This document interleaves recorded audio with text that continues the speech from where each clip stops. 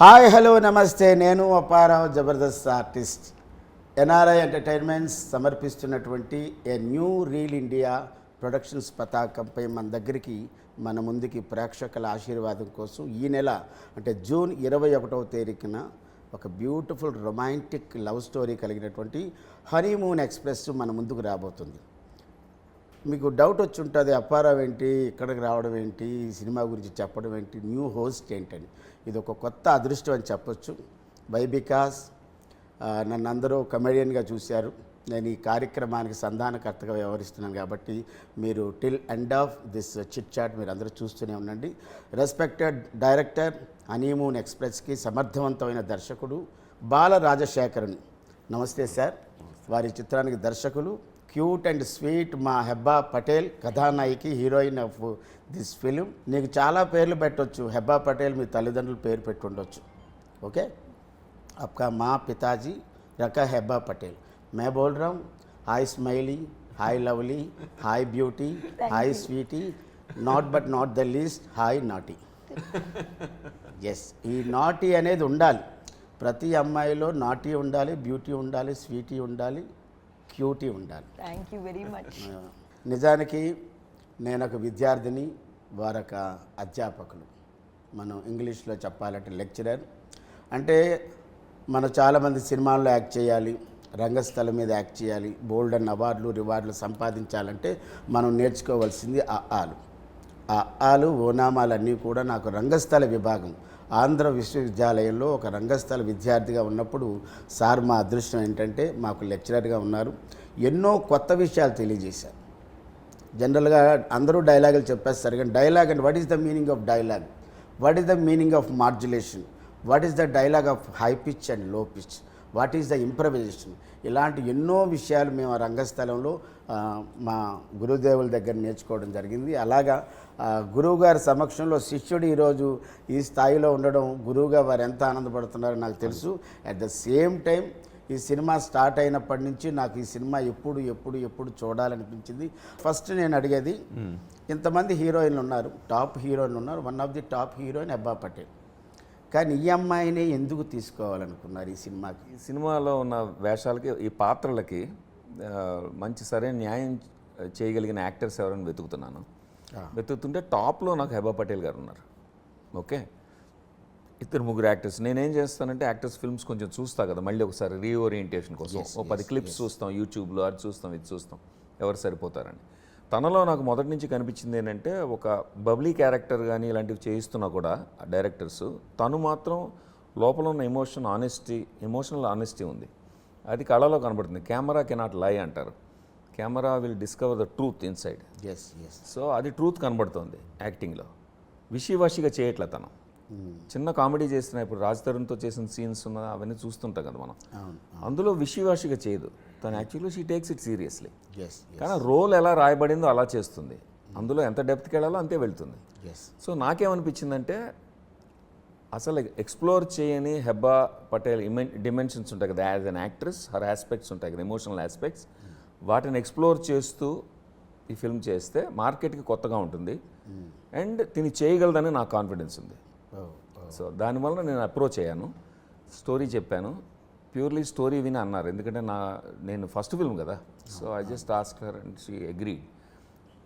తర్వాత చైతన్యరావు రావడం జరిగింది. హెబ్బా పటేల్ గారు ఓకే అనేసిన తర్వాత, ఒక బాయ్ నెక్స్ట్ డోర్ లాంటి యాక్టర్ కావాలి. యాక్టర్ అనేవాడు క్యారెక్టర్నే చూపించాలి తప్ప తను కనబడకూడదు, హీరోయిజం కనబడకూడదు, ఉండాలి, పాత్రే కనబడాలి అనే యాక్టర్స్ ఎంతమంది ఉన్నారని తెలుగులో చూస్తే మేము ఎఫోర్డ్ చేయగలిగిన రేంజ్లో ఈ బడ్జెట్స్లో వాటిలో ఉంటారు జనరల్గా. కానీ అంత చాయిస్ కనబడలే నాకు. అప్పుడు అనుకుంటున్నా మలయాళంలో అయితే దొరికేస్తారు, అలాంటి మలయాళం యాక్టర్స్ ఎవరైనా ఉంటే బాగుండు అనుకుంటుంటే, అప్పుడు లగడపాటి శ్రీధర్ గారితో మాట్లాడుతుంటే, నా ఫ్రెండ్ ఆయన ప్రొడ్యూసరు, ఆయనతో మాట్లాడుతుంటే ఆయన 30 Weights 21 చూసావా అన్నారు. నేను విన్నాను బాగా దాని గురించి, చూడలేదన్న, చూడన్నారు. అంటే వెంటనే నేను అన్ని ఎపిసోడ్స్ చూసి ఆ రోజు కూర్చొని నాకు అర్థమైపోయింది, this is the guy I want అని. వెంటనే నేను ఫోన్ చేసి పిలిపించాను, కథ చెప్పాను. చెప్పి సరే మిగిలిన విషయాలు తర్వాత డిస్కస్ చేద్దామని ఏదో అన్నాను. ప్రొడ్యూసర్ గారు ఉంటారు కదా, మా యూఎస్ ఇన్వెస్టర్స్ వస్తారు మాట్లాడతారు. కేకేఆర్ గారు, బాలరాజు గారు. అదే ఎందుకని బాలరాజు నేనే రెండో అవతారం. కేకేఆర్లో ముగ్గురు వేరే మనుషులు. సో కేకేఆర్ ముగ్గురు ప్లస్ మీరు నలుగురు. అవును. సో వాళ్ళు వస్తారు, లాజిస్టిక్స్ మాట్లాడదామని అనగానే చైతన్య లేచి ఐఎమ్ డూయింగ్ ఇట్ సార్ అన్నాడు. Just keep the role for me అన్నాడు. తర్వాత ఇంటర్వ్యూస్లో అన్నాడు, one of the reasons is because Hebah is already on board, so he wanted to work. That's how ఈ కాస్టింగ్ హ్యాపెన్. ఇంక తర్వాత ఒకసారి రోల్స్ డిస్కస్ మనం చేస్తూ ఉంటే సినిమాలో రిహర్స్ చేస్తూ ఫైనల్ అవుట్కమ్ ఎడిటింగ్ టేబుల్ మీద చూస్తుంటే అబ్బా ఎంత చక్కగా కాస్టింగ్ పడింది అనిపించింది, ఎంత కరెక్ట్గా పడింది. ఈ సినిమాలో ఇంకా నెక్స్ట్ సీనియర్ కపుల్ ఉన్నారు కదా, మీరు అడగచ్చు తర్వాత. సీనియర్ కపుల్ గురించి కూడా విన్నాను. Respected writer and director and versatile actor Tanikella Bharani garu. ఆయన రంగస్థల ముద్దుబిడ్డ. At the same time Suhasini Mani Ratnam garu సహజ నటి. వాళ్ళు సీనియర్ కపుల్స్, వీళ్ళు జూనియర్ కపుల్స్. అవును, not junior, exactly young couple. అవును. ఇప్పుడు హెబ్బా సే బాల రాజశేఖర్ గారు ఇంతకుముందు మీకు పరిచయం ఉందా? జాన్ ప్రశాంతే లేదు. మీ దగ్గరికి ఈ క్యారెక్టర్ వచ్చినప్పుడు అఫ్కోర్స్ హీరోయిన్ క్యారెక్టర్ వచ్చింది, బట్ మీరు ఏం థింక్ చేశారు? హూ ఈజ్ మిస్టర్ బాల రాజశేఖర్ని, ఎన్ని సినిమాలు చేశారు, వాట్ ఈజ్ బిహైండ్? అంటే చాలామంది హీరోయిన్లు ఏం చేస్తారంటే బ్యానర్ నేము, డైరెక్టర్ ప్రీవియస్ ఏ సినిమాలు చేశాడు, ఇది మనకు వర్కౌట్ అవుతుందా లేదా, అలాంటి థింకింగ్స్లో ఉన్నారా? Not entirely, but కొంచెం factors ఉన్నాయి. Like I did my homework on sir before agreeing. Production details, cast and technical crew details. It's very important for me to like the DOP of my film. So that I research. Like that I'm always very particular about wanting to know who the DOP of the film will be. Whether because sir was a debut director in Telugu, but sir was also the dean of Annapurna Acting School. So I already put him on a pedestal, whether he had no previous directorial experience in Hyderabad. But I've worked with enough debut directors, so I have no qualms in believing in their talent. I've been a debutant once, so I have full faith in all the debut people. So that was the story, the DOP, and whether my remuneration was agreed upon. These were the three factors that I kept. Yes. అంటే మీరు first మీ దగ్గరికి వచ్చినప్పుడు బాల రాజశేఖర్ గారిని మీరు పూర్తిగా trust చేశారు. You should always trust the people you work with, otherwise it is not fun. వారు ఇక్కడ కాదు, యుఎస్ఏలో మీరు ఎక్కడ ఎనీ సినీ ప్రొడక్షన్లో మీరు అడిగితే ఇంటర్నేషనల్ అవార్డుల 6 తీసుకున్నటువంటి వ్యక్తి. అలాగే ఎస్వి కృష్ణారెడ్డి గారు మనకు తెలిసిన ఆహ్వానం సినిమా, ఇది ఇంగ్లీష్లో డివోర్స్ అనే సినిమా తీస్తే దానికి అంటే సినిమాకి ప్రాణం స్క్రీన్ ప్లే దాన్ని అందించింది సార్. చాలా సంతోషం. ఇంకొక విషయం చెప్పండి, చైతన్యరావు అతని హెయిర్ స్టైల్ చూస్తేనే నాకు ముద్దొస్తున్నావా గోపాలం అంటావు, అర్థమైందా? అయితే చైతన్యరావుకి మీకు ఇంతకుముందు పరిచయం ఉందన్నారు? లేదు, అసలు ఎవరితో పరిచయం లేదు ఈ మూవీలో. ఓన్లీ తనికెళ్ళ భరణి సార్తో ముందే వర్క్ చేసి ఎక్స్పీరియన్స్ ఉంది. Everybody else was new. అది ఇబ్బందికరమైన పరిస్థితి కాదు, ఎందుకంటే ఆయన సీనియర్ కపుల్స్ కాబట్టి. ఇతను మీ పక్కన చేస్తున్నాడు కాబట్టి చైతన్యరావు మీకు ఎలాంటి చైతన్యం కలిగించాడు, మీకు కానీ దర్శకుడు కానీ తీసుకున్నందుకు? మీరు యాక్సెప్ట్ చేశారు ఆయన చూడగానే?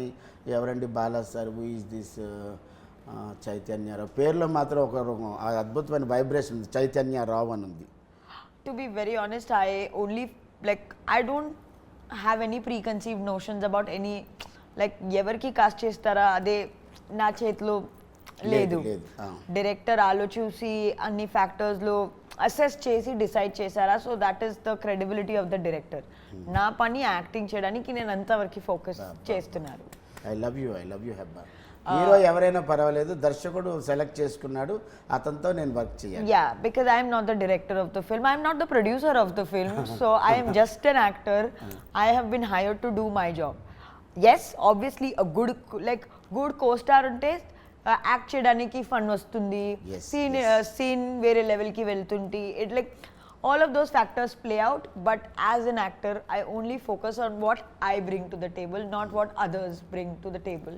మీ ఇద్దరి మధ్య, చైతన్యరావు హెబ్బా పటేల్ మధ్య, మీ క్యారెక్టర్ పేరు హీరో? సోనాలి బంగారం. అబ్బాయి పేరు సినిమాలో ఈశాన్. మీ ఇద్దరి మధ్య కెమిస్ట్రీ బాగా వర్కౌట్ అయిందా? I hope so. నాకు నచ్చింది, ఆడియన్స్కి నచ్చిన తెలీదు, but I have liked it. చేసే వాళ్ళకి నచ్చితే ఆటోమేటిక్గా ప్రేక్షకులు నచ్చుతుంది. నాకు నచ్చింది. నీకు నచ్చితే సినిమా కూడా అందరికీ నచ్చుతుంది.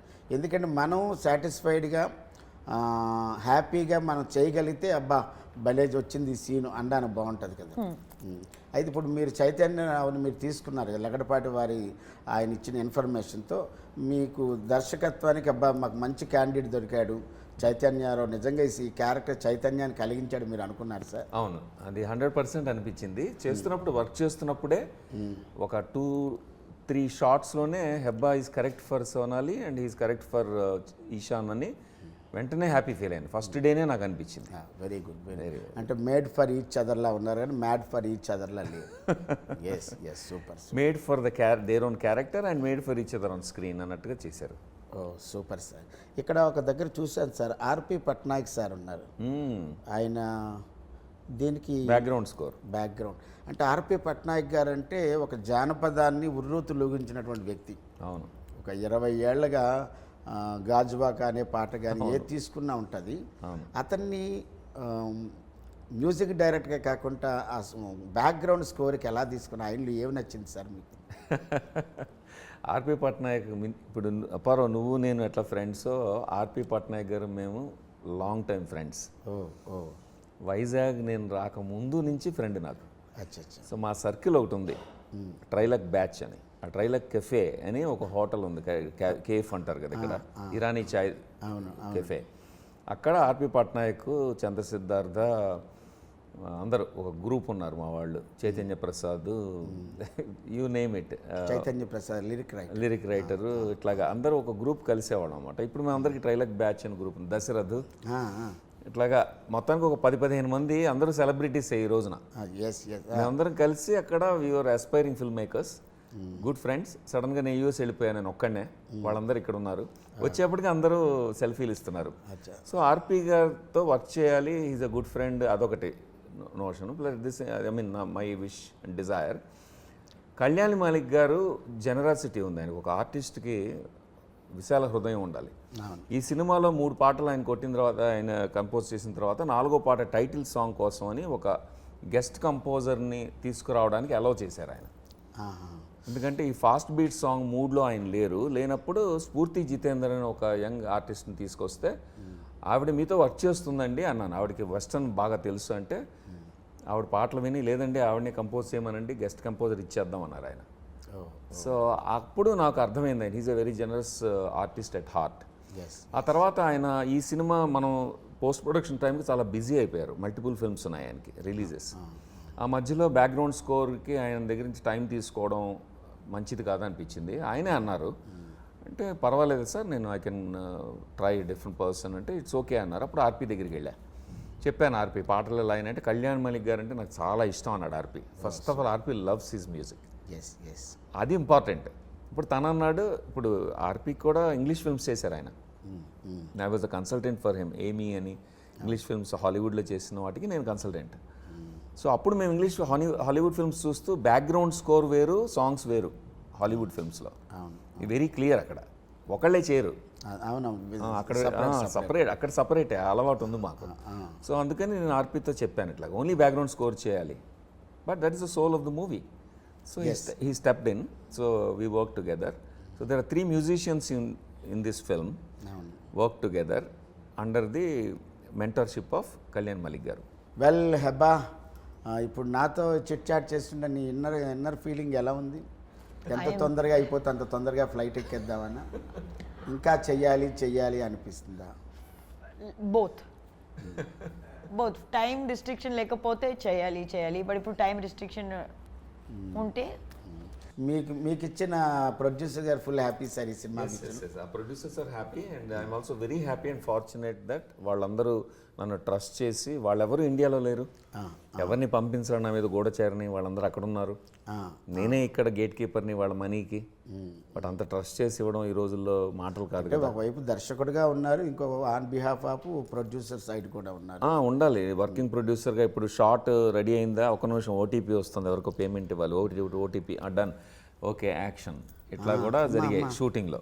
అంటే మన క్యాషియర్ లేరు సార్, క్యాషియర్ ఉన్నా కూడా పెద్ద పెద్ద అమౌంట్లు అండి మీ చేతులు. అంటే రెస్పాన్సిబిలిటీ నాది కాబట్టి పూర్తిగా నేను థర్డ్ పర్సన్కి వదిలేసే బదులు I'm the gate keeper for their money. So ఆ బాధ్యత తీసుకున్నాం కాబట్టి చేయాలి, మల్టిపుల్ రోల్స్ చేయాలి, తప్పదు. సో ఐ ఎంజాయ్డ్ అండి. అందరూ ప్రొఫెషనల్. హనీమూన్ ఎక్స్ప్రెస్ చిత్రం తర్వాత మీ దగ్గరికి 10 మంది ప్రొడ్యూసర్స్ వచ్చే చిత్రాన్ని నేను డైరెక్ట్ చేశానని నమ్మకం వచ్చిందా సార్? అంటే అది తెలుస్తుంది ప్రేక్షకులకు, ముందుకెళ్ళిన తర్వాత తెలుస్తుంది. ఎప్పుడు కర్మ మనం చేస్తాం, అధికారం లేదు దానికి. అంతవరకు అధికారం ఉంది మనకి కదా, రిజల్ట్ మీద అధికారం లేదు. సో ప్రయత్నం మేము బాగా చేసాము.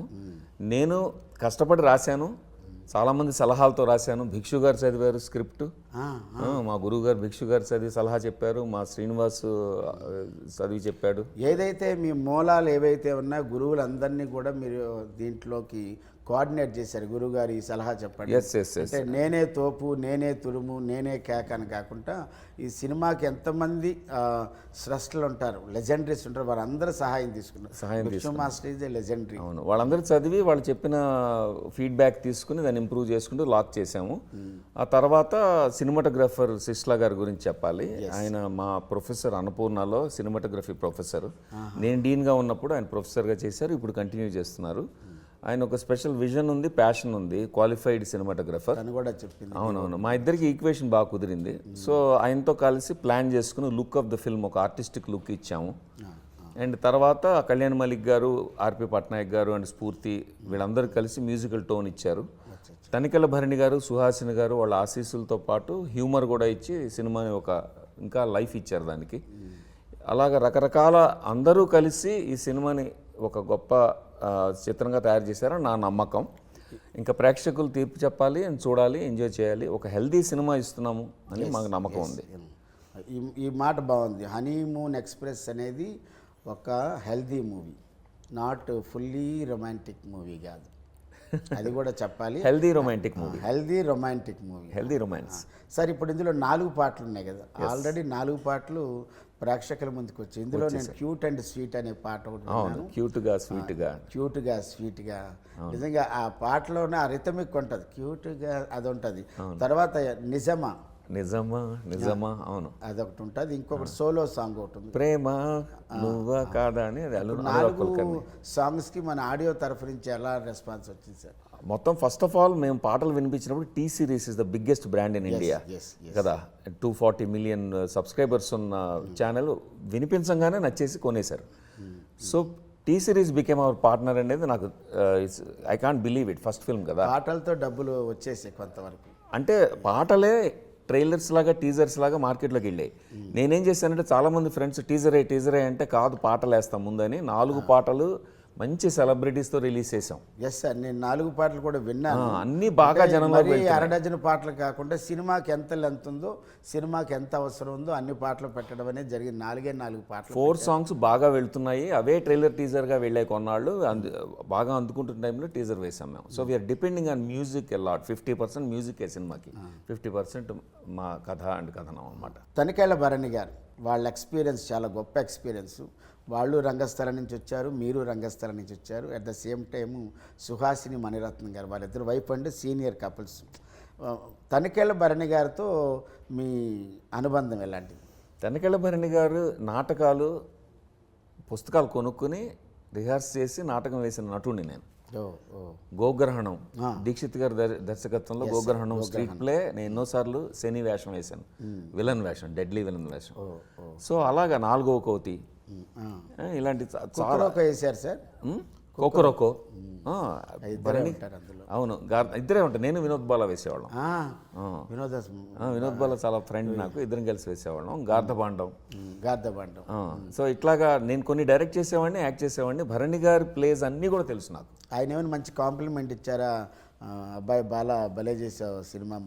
చాలా ఇచ్చారు. ఆయన యాక్చువల్గా వెళ్ళి కథ చెప్పినప్పుడు ఆయన చాలా ముచ్చటపడ్డారు. చాలా రోజుల తర్వాత ఒక you are so strong about message ఇద్దాం అని అనుకుంటున్నావు, ఆర్ యూ షూర్ అని అడిగారు. అవును, మెసేజ్ ఇస్తానండి ఇందులోంచి, నాకు కోరిక అదే అన్నాను. ఆయనే తీసుకెళ్ళి సుహాసిని గారిని తీసుకొచ్చారు. ఆయన వల్లనే ప్రోద్బలం వల్ల సుహాసిని గారు వచ్చారు. కథ ఫోన్లో విని ఒప్పుకున్నారు. పొన్నియిన్ సెల్వన్లో బిజీగా ఉండి కూడా మా షూటింగ్కి 1 వీక్ టైం ఇచ్చారు ఆవిడ. మీ అందరి ముందుకి థియేటర్స్లోకి జూన్ 21న హనీమూన్ ఎక్స్ప్రెస్ రైడ్ రాబోతోంది. Joy ride with beautiful music and beautiful acting of Hebah Patel and Chaitanya Rao, Tanikella Bharani garu, Suhasini గారు, ఆలీ గారు. ఎంజాయ్ చేయండి థియేటర్స్లోనే జూన్ 21.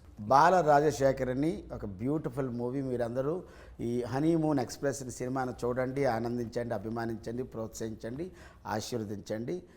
మీ అభిమానం ఎప్పుడు మా చిత్రం మీద ఉండాలని కోరుకుంటూ థ్యాంక్ యూ సో మచ్.